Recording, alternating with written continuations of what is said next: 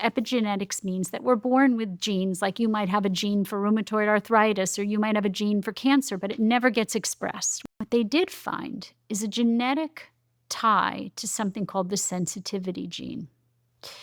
It's a short allele on the serotonin receptor, and serotonin, as we know, is used to regulate happy emotions, to regulate emotions, right? So when you have a short allele, it means that you have a harder time picking up the serotonin, but it also means that you are more sensitive to stress. Now, those children who are born with this gene, this short allele on the serotonin receptor gene, they are more prone to mental illness later on because of that sensitivity to stress.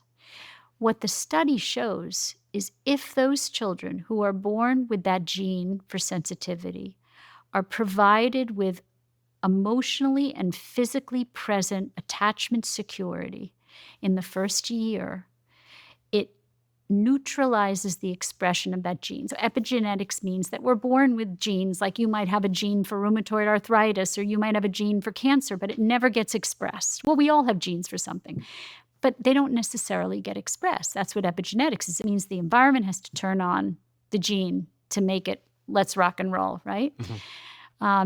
What it showed in this study is that the children who were born with this genetic precursor, this sensitivity to stress, if they had sensitive, empathic, nurturing, and present parents in the first year, it neutralized the expression of that gene. So those children could be as healthy as children born without that gene. If, however, children born with that sensitivity gene were neglected, abandoned, not provided with sensitive, empathic, present, nurturing, it exacerbated that gene. So we know that that sensitivity gene is tied and correlated to mental illness later on unless the sensitive, empathic, nurturing mitigates that gene.